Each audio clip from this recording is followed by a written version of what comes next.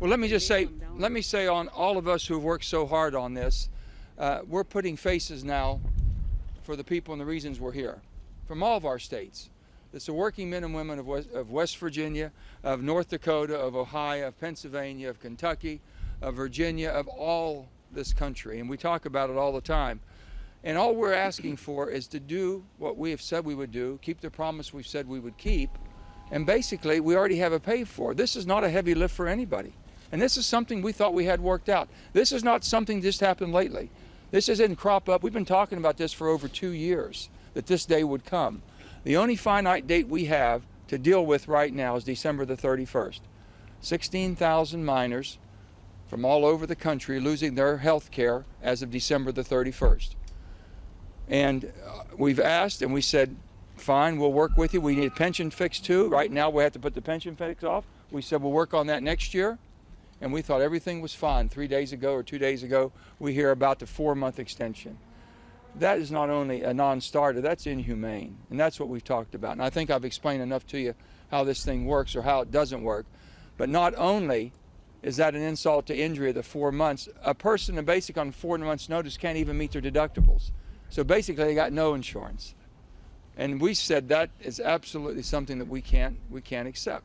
So we're working hard, we're fighting hard. I've never used these procedures before. I think you've known me for 6 years here. Never before have I ever held anything up. And now I've got all my bills held up. I've got all Heidi's held up. I've got all Sherrod's and all of us together. But we have something that's worth it. And we have Senator Bob Casey with us now too from Pennsylvania. So we are committed. This is our heart and soul. This is why we're here. This is why we're serving. This is not called public service for nothing. And some people forget when they get here, it's not self-service, it's public service. And this is the public that we do serve. With that, I want to introduce my dear friend from Ohio, Sherrod Brown, and the fight that we've had together here for a long time. Thanks, Joe. Thanks, Joe. This is really simple. This can get fixed easily. We know there's strong bipartisan support. You may remember several months ago, Senator McConnell said to Joe and to Bob and to Heidi and to Mark Warner and others and to Senator Portman and Senator Capito that we needed to make this bipartisan. So we did. It's bipartisan. We have pretty much all the Democrats and a number of Republicans. That wasn't good enough. Then he said we want to see a bill passed. So Cecil Roberts came to town. We did our big rally. We pushed a bill through Finance Committee. Senator Casey and I led the charge on that committee. It passed out 18-8. Every Democrat, about a third of the Republicans, and we did that. Then Senator McConnell said, you got to pay for it. So we looked, and Joe led on this to find the money in the abandoned mine fund to pay for it. So there's no tax dollars. This is simple. We should be able to pass this, but we have, if we don't do this, we have no business going home, no business for us celebrating Christmas when far too many widows and far too many retired miners can't celebrate Christmas because they've got that notice early December or late November, that notice saying their health insurance runs out at the end of the month. In this sort of phony solution, it's really more insulting than anything.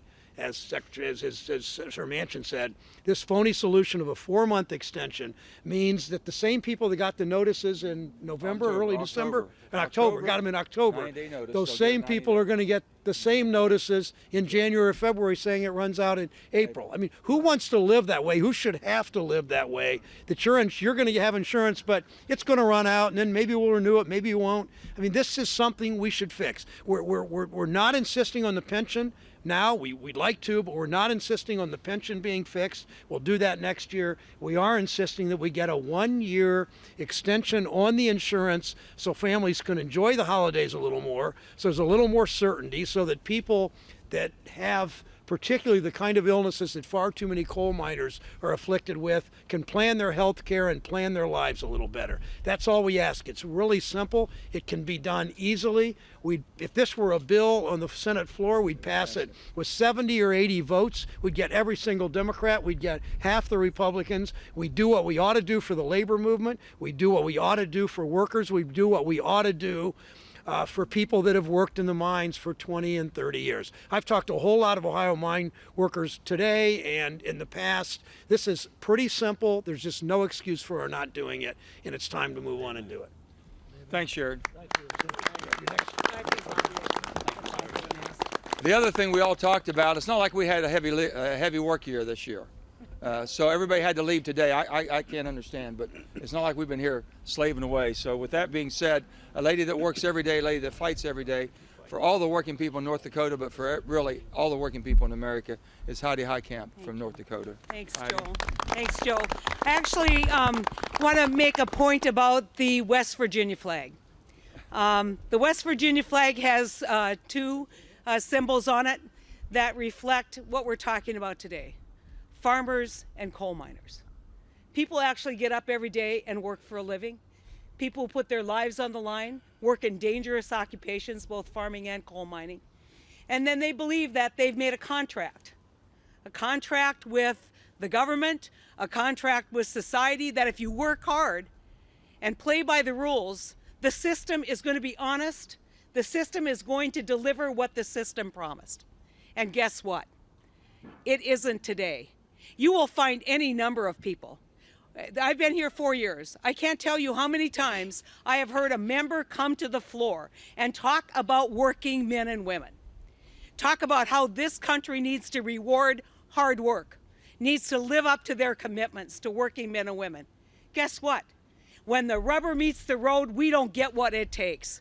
We don't get the security. We don't get the relief. We don't get what's promised. And at the end of the day, when, I don't have a lot of miners who are affected by this in my state. But this is the tip of the iceberg. This is the tip of the spear for working men and women with these kinds of challenges in this country, whether it's a pension challenge, whether it's a health care challenge. And if we're going to be a country that rewards hard work, then we better live up to our commitments. Now, there are a lot of people over in the House of Representatives, where a lot of them probably are. They're over at the White House right now, all dressed up for the event that's at the White House. You know what? We're standing here in solidarity with American workers. Amen. American workers who have dedicated their lives, who have lost their lives in the mines in West Virginia. If we can't all stand for working men and women in this country, we deserve what the American public thinks about us. We deserve the ratings that we get. And so today, we can take that first step of working together for working men and women, working together for coal miners who have risked their lives to deliver prosperity to the rest of this country. So let's get it done. Thank you all for coming. Thank you all for what you're doing. Thank you, Heidi.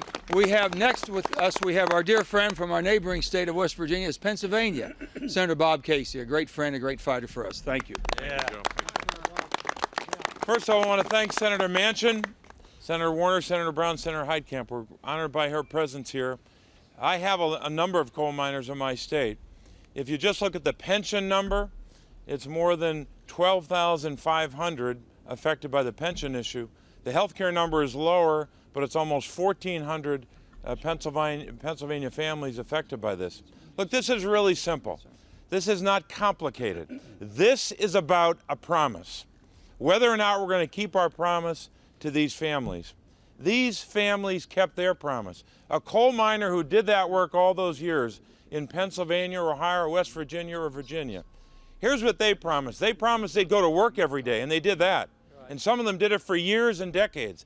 They promised their family they would provide for them, and they fulfilled that promise. And many of them made a promise to their country that they would serve in a time of war, whether it was World War II or Korea or Vietnam and beyond. They kept that promise to their country. We made a promise to them. The promise was real simple.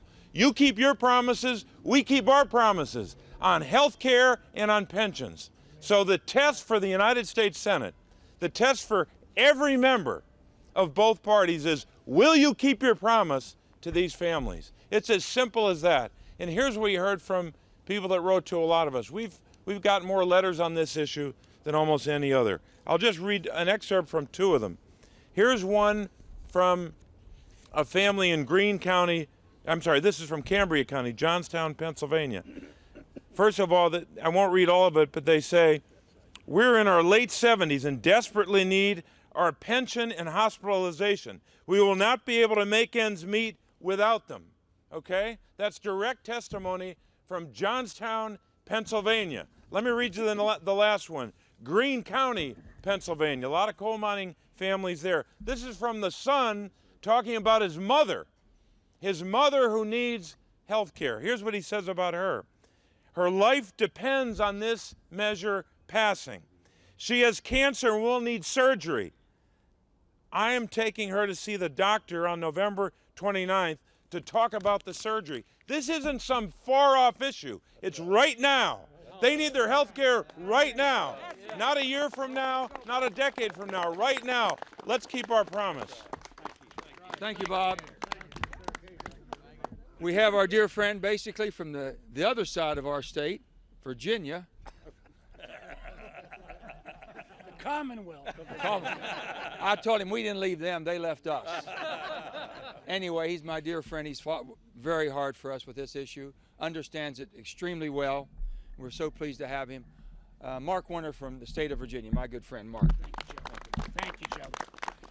Thank you, Joe. And more importantly, you know, a lot of issues we talk about up here, they're full of facts and figures. This issue is about human beings. That's right. This issue is about people, echoing what Bobby Casey said, who kept their promise.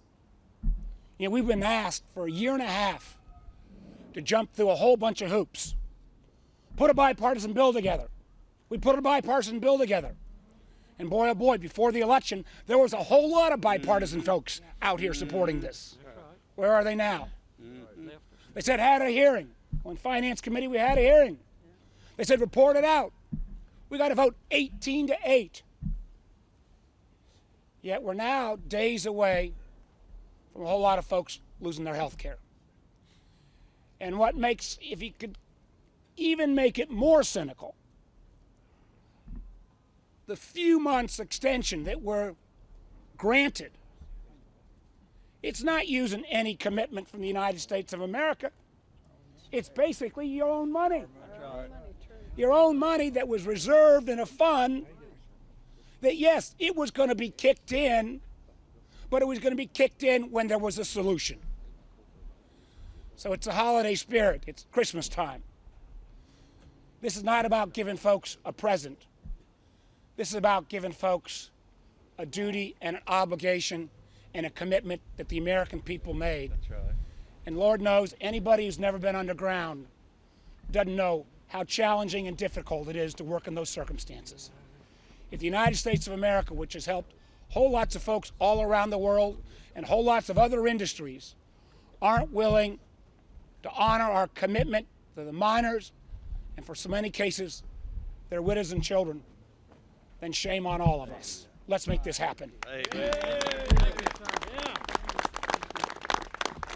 Well, let me tell you, we've had our caucus, as you know, and we've had our friends on the Republican side. I know we have 15, 16 votes on the Republican side, maybe even more if we had a vote. And as they've said, all of my senators know if we put it on the floor today, it would pass.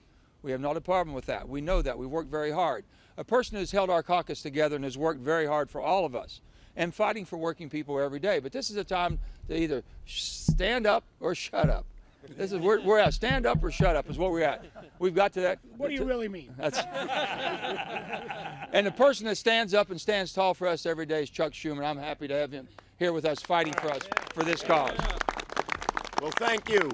And I first want to tell the miners here what a wonderful job Joe and Heidi and Sherrod and Mark and Bobby have done for you.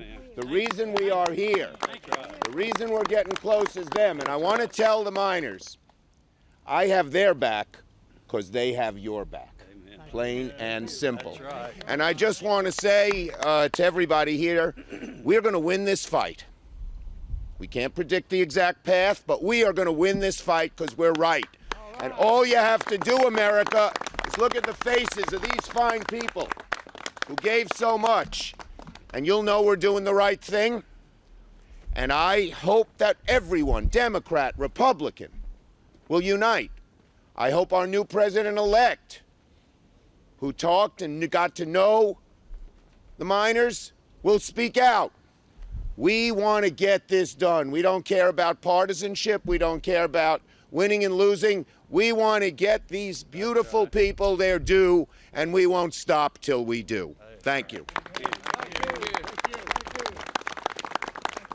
Do you all have any questions very quickly before anybody freezes up on us? Come on, Joe. It's not that cold. Can I just clarify what you guys are asking? Are you asking for the one-year extension or for a permanent? We were asking for the permanent fix for the miners' extension. We've been even willing to negotiate. We've even negotiated down. They said they threw out, how about 1 year? We've taken it. Give us the 1 year to fight another day. 4 months doesn't do a thing. 1 year gets us to fight another day. 4 months doesn't do a thing. But there's no reason why we can't do the permanent fix. No reason whatsoever. Senator Manchin, are you willing to shut down the government over this issue? And how do you This is not a shutdown issue. If you think we've been overworked this year, you're the only person in America that thinks that. Now, with that being said, we had everybody just had to get out of town today for some reason. Just had to leave. We're not. We're willing to stay here and work. There's no reason to even speak about shutdown. With the time we have left, we can do extensions. We can sit here and work through this and work it out. There's a lot of good things. I have a lot of good bills. All of us have a lot of good bills that should be going through there right now. So don't look at us that we're shutting down. We're not talking that. We're not thinking that. We're willing to stay here and work. Senator Manchin, do you have a commitment from 41 Democrats to block the spending bill? We have a strong commitment right now from our caucus. I can tell you that. A very strong. Well, I think that we're staying here tomorrow. We're staying here tomorrow to get her done. We have unanimity in the caucus on miners for a year and on Buy America. Everybody in our caucus supports both of those. Because the government shuts down after tomorrow. Government's not going to shut down. Doesn't need to shut down. This is such a simple lift. Such a simple lift. Bring them back. We've had skeletons that vote here before. What's more important, the House of Representatives going home and having a good time, or helping these people? Thank you, Senator. Thank you. Okay? Thank you. God bless you all. Thank you. Thank you all.